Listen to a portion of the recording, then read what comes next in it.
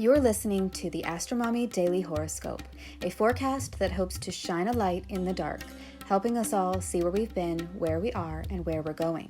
Whether you're a first-time listener or a long-time subscriber, thanks for being here. I truly appreciate you being in the AstroMommy community.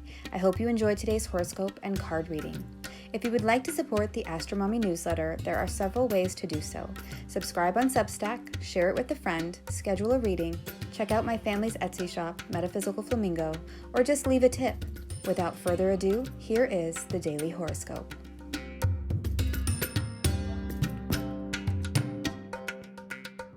The full moon in Capricorn, happy July 4th, and the Page of Wands reversed. Daily horoscope for Monday and Tuesday, July 3rd through the 4th, 2023. Good morning, friends. Today is the day to post your poems. I will post mine, and you may either post yours in the comments section of that post or send it to me in an email by either replying to the newsletter or writing to astromommyastrology@gmail.com. I love reading your poems and look forward to them every month. Watch for the lunar poetry ritual post coming soon. Last night, we saw the beautiful super buck moon. It revealed itself from behind the clouds as a large orange glowing orb. It was magnificent and surprised me. We got a picture, but it doesn't do the sight in person justice. Did you see the moon last night? It will be another beautiful scene tonight, but won't appear as large. Okay, let's get into the astrology. On Monday, the moon is in Capricorn and won't move into Aquarius until Tuesday. Before the full moon at 7:38 a.m. Eastern Time, the moon in Capricorn makes several aspects. First, she forms a sesquiquadrate to Uranus and Taurus, a sextile to Saturn and Pisces, another sesquiquadrate to Venus and Mars and Leo, and finally a trine to Jupiter in Taurus. This is a cosmic dance that represents a major buildup to the full moon energy.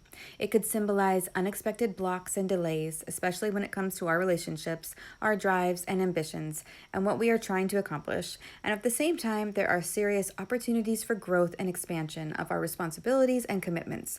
The moon is going through a lot. Then at 7:38 a.m. Eastern Time, the moon opposes the sun in Cancer at 11 degrees Capricorn, 18 minutes. She is also in opposition to Mercury, who just had his cazimi with the sun over the weekend. So we are trying to figure out how to feel comfortable, secure, and at home when it comes to what we are doing in our lives and how we are communicating and processing all the mental chatter that is in our heads. The moon in Capricorn wants us to be the adult in the situation and make long-term plans that aren't going to ruin everything we've achieved and built. The opposition is the hardest aspect in astrology and is said to be the nature of Saturn, so it's harsh, austere, serious, and represents a standoff between the energies. The planets involved have come to a place where a major decision has to be made, and it usually is hard, very challenging, and oftentimes requires a sacrifice, a debt to be paid, or some sort of extreme compromise by one or both parties. In the case of the full moon, this is also an energy of completion, and that the intentions you set at the new moon 2 weeks ago are now coming to bear fruit. We've reached the top, the peak, the culminating point of our efforts, and we are ready to show off what we've done, or we are at the end of something and we are celebrating the closure, ending, or finalization of a project. You can see the full moon in the chart below. The moon is in Capricorn on the lower right-hand side, and the sun and Mercury are on the middle left in Cancer. The moon is in a trine to, and the sun and Mercury are still in their sextile to, Jupiter during this full moon, which is positive and helpful and means that whatever commencement or project that you are showcasing is supported and blessed by beneficial energy. If you are experiencing an ending of some sort that feels challenging, these harmonious aspects to Jupiter mean that there is a silver lining to it all. The trick is to continue to make choices that are in alignment with your values, your morals, and of the highest quality. Look at the bigger picture of what you already have that is meeting those requirements. Saturn in Pisces retrograde is also supporting the Sun and Mercury by a whole sign trine from Pisces to Cancer. Even though this aspect is no longer in effect by degree, this energy is still there, and it means that things are changing and old patterns that may be coming back or revealing themselves are being restructured and let go, which may feel uncomfortable at the moment, but ultimately will be better in time. Venus is still in her square to Uranus from Leo to Taurus, which perfected on Sunday, so there could be some extreme relationship situations alongside this full moon. This is the first of 3 squares to Uranus that Venus will make. The second will be during her retrograde on August 9th, and the third will be after she has stationed direct again and moved forward in Leo on September 29th, 2023. So whatever surprising or shocking thing that happened or will happen from June 27th until July 7th, the period in which Venus is within the 3-degree engagement range with Uranus, will give you clues as to a major theme for you during her retrograde. If you personally are not having a profound relationship event, you will no doubt witness them happening around you. On Tuesday, we have July 4th, Independence Day in America. So happy 4th of July, everyone.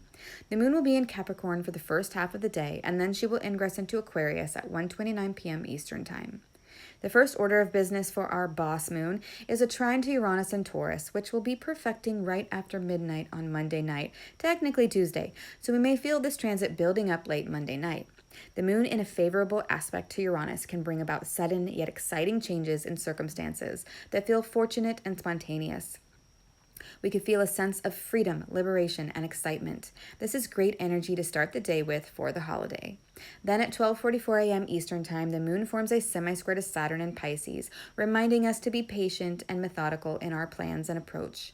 At 1:55 a.m. Eastern Time, the moon forms her first quincunx of the day to Venus in Leo, and then 6 hours later, she forms another one to Mars in Leo, symbolizing a letting go or a big change in regard to relationships, drive, and motivation. Things are shifting in our emotional landscapes as we figure out what we desire, what we attract, and what we ultimately want to take action on. Our values, morals, and judgments are being tested. In the morning on Tuesday, the moon in Capricorn forms a harmonious sextile to Neptune in Pisces. This transit could represent having good dreams, or at least pleasant ones. It could also indicate a feeling of being in the right place at the right time, and a sense of spiritual belonging. It's subtle, but there, and can be accessed further through art, dance, nature, dreams, and music. By the afternoon, the moon reaches Pluto in Capricorn, and together they symbolize deep, truthful feelings bubbling to the surface like an upwelling of earth being excavated by a mole.